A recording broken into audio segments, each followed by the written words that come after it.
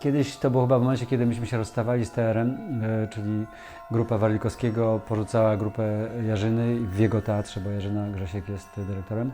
I kiedy było dużo napięć, dużo awantur, dużo problemów, dużo też niepewności, co będzie dalej, jak my się w ogóle gdzie my się odnajdziemy, to miałem taki sen, bardzo długi sen, przez całą, był to koszmar, ja w ogóle nie spałem, to było niesamowite, że Grzesiek Jarzyna po kilku latach niegrania tego spektaklu pozwolił nam zagrać Hamleta Warlikowskiego pod warunkiem, że nie będzie żadnej próby. Ani jednej próby po paru latach niegrania. To jest, jak wiecie, niemożliwe, tak? Ale myśmy się na to zgodzili. Cały ten spektakl odbywał się tam w tym moim śnie, krok po kroku, wszystkie sceny, ja wszystko idealnie rzeczywiście zostało odtworzone w tej pamięci, idealnie. I jest taka scena, kiedy on mówi, to być albo nie być, to jest pytanie, kto postępuje godniej. Po tych pierwszych kilku słowach nie mogłem sobie przypomnieć dalszych. Być albo nie być, to jest pytanie, kto postępuje godniej. Być albo nie być, to jest pytanie, kto postępuje godniej. Być albo nie być, to jest pytanie, kto postępuje godniej. Ten, kto... Być albo nie być, to jest pytanie, kto postępuje godniej. I tak to trwało. Budziłem się, znowu usypiałem. Być albo nie być, to jest pytanie, kto postępuje godniej. Ten, kto... I nic, nie wiem, nic tego słowa następnego, nie wiem. I trwało to chyba do 7 rano, chyba jest się zima. W końcu znalazłem gdzieś ten egzemplarz, gdzieś po prostu nieprzytomny, zrozpaczony, po prostu się roztrzęsiony i mokry po prostu z jakiegoś zmęczenia, znużenia, już takim z sobą i tym całym snem. I znalazłem ten tekst, doczytałem ten monolog do końca i wtedy poszedłem jeszcze raz spać i usnąłem już spokojnie.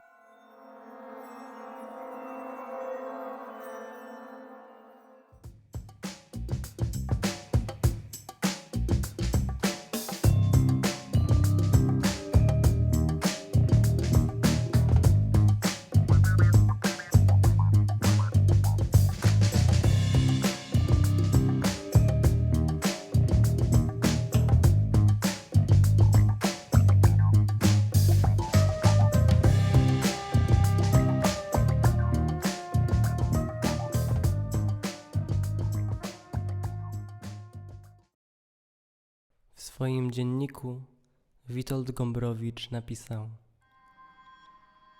nic w sztuce, nawet najbardziej natchnione misteria muzyki, nie może równać się ze snem. Doskonałość artystyczna snu. Ileż nauk daje ten nocny arcymistrz nam, dziennym fabrykantom marzenia, artystom. We śnie wszystko jest brzemienne straszliwym, a niedocieczonym znaczeniem. Nic nie jest obojętne, wszystko dosięga nas głębiej, poufniej niż najbardziej rozpalona namiętność dnia. Oto nauka, że nie wolno artyście ograniczyć się do dnia. Musi on dotrzeć do nocnego życia ludzkości i szukać jego mitów, symbolów. Sen burzy rzeczywistość dnia przeżytego. Wydobywa z niej jakieś ułamki, dziwaczne fragmenty. Układa je niedorzecznie, we wzór arbitralny. Sztuka więc także może i powinna burzyć rzeczywistość, rozkładać ją na pierwiastki, budować z nich nowe światy niedorzeczne. I sen ujawnia cały idiotyzm owego żądania, stawianego sztuce przez po niektóre nazbyt klasycyzujące umysły, że ona powinna być jasna. Jasna? Jej jasność jest jasnością nocy.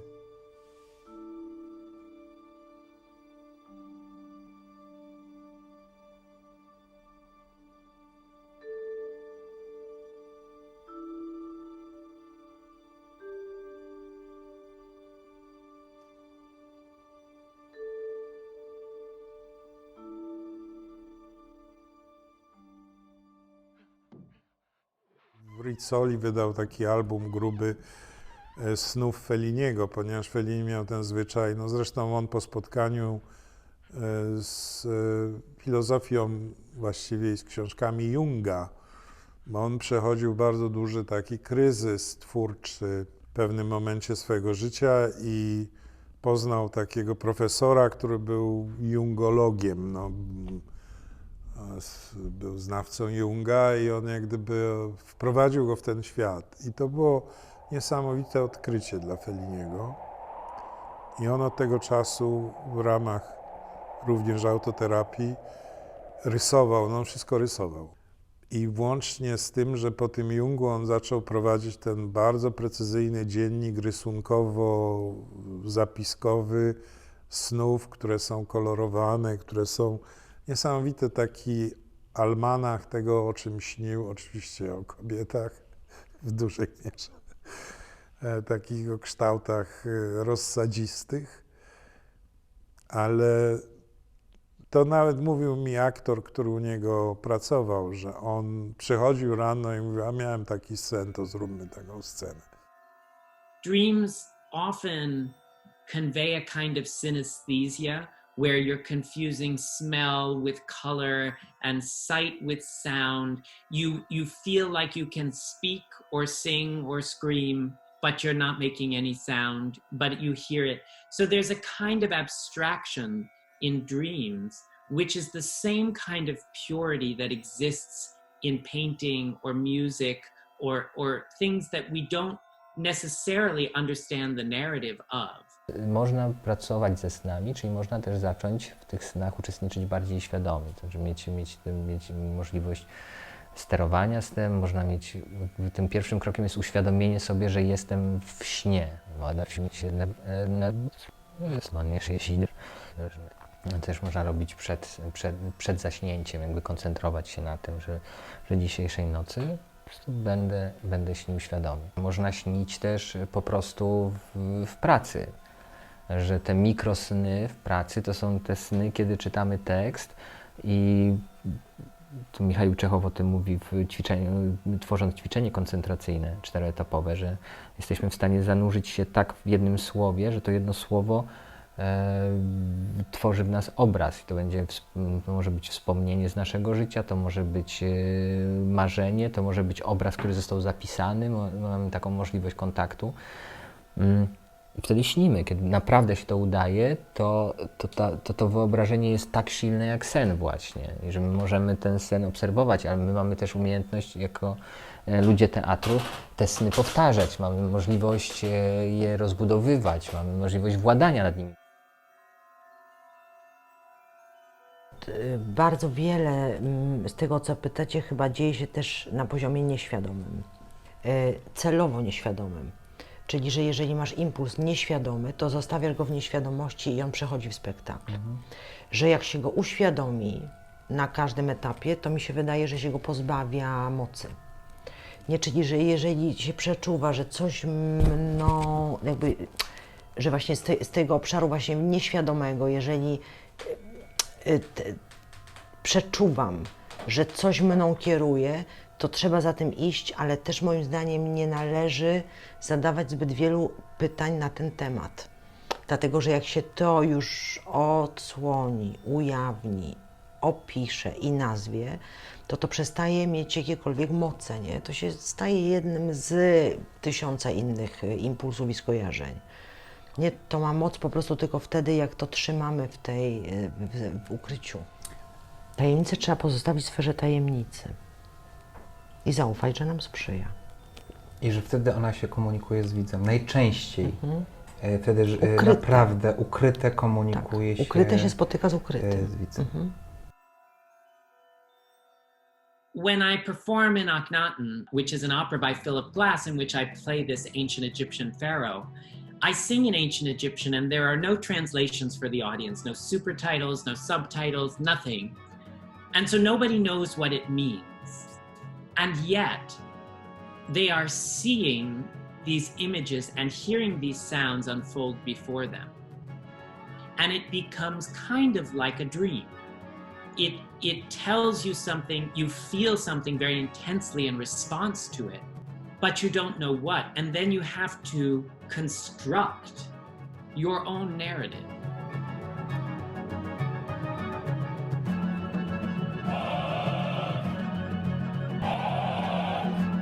And I think that that is very powerful. People are scared of it because they want to understand.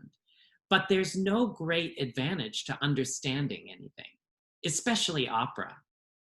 Czasami jest tak, że też nie wszystko w życiu rozumiesz. I trochę kino Lyncha jest o tym, że nie wszystko tam jest zrozumiałe, a my jesteśmy strasznie opętani potrzebą wszystkiego, rozumienia i jakby bycia takim, że ogarniam. Tak jak jest ta słynna scena, kiedy agentowi Cooperowi już się kończą pomysły, kto mógł zabić Laurę Palmer i po prostu wjeżdżają wróżby tybetańskie, rzucanie kamieniami do butelek, no to ja te wszystkie źródła informacji na temat rzeczywistości świata i mnie samej traktuję równorzędnie.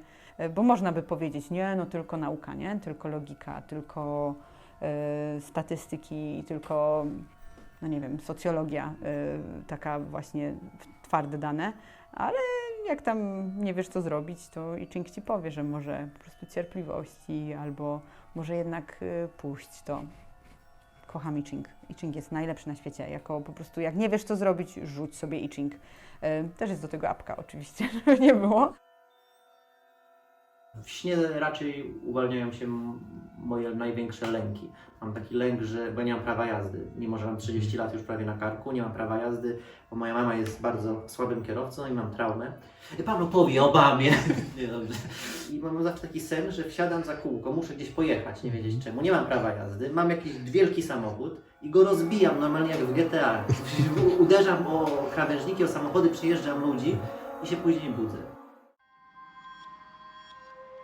To najsłynniejsze są opowieści Mai Komorowskiej. Powinniście z nią też się spotkać i posłuchać, bo ona ma nieprawdopodobne sny. Z tego co wiem, Krystiana Lupy, czy to było przy Wymazywaniu, czy przy innym projekcie w Teatrze Dramatycznym. I Krystian Lupa, ponieważ ona absolutnie się na to nie zgadzała, chciał wykorzystać różne jej sny w przedstawieniu jako materiał literacki. Ona się absolutnie na to nie zgadzała, powiedziała, że to nie jest materiał, który do publikacji, a on mówi, to ja to Ciebie kupię to jak scenariusz. On mówi, sny nie są na sprzedaż.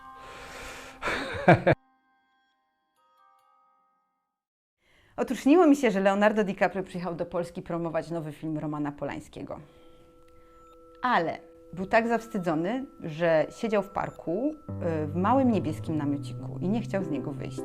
I mój kolega jakby go tam pilnował, żeby tam ludzie nie przychodzili i ten mój kolega, nie wiem, nie pamiętam kto to był dokładnie, zadzwonił do mnie i mówi, Kaja, słuchaj, bo on tu siedzi, nie chce wyjść. Może ty przyjdź z nim porozmawiać. Ja mówię, Jezu, stary, w ogóle to będzie gigantyczne przeżycie dla mnie. Musisz go namówić, bo on nie chce nawet z dziennikarzami się spotkać. Ja mówię, no dobra, idę do niego i tak pukam. I mówię po polsku w tym śnie oczywiście. Pukam, mówię, dzień dobry, panie Leonardo, czy możemy chwilkę porozmawiać? A on mówi, no dobrze. I tak otwieram ten namiot, on tam siedzi w garniturze taki skulony, taki smutny w tym namiocie. Ja mówię, panie Leonardo, co się stało, że pan tak tutaj siedzi w tym namiocie i nie chce pan wyjść?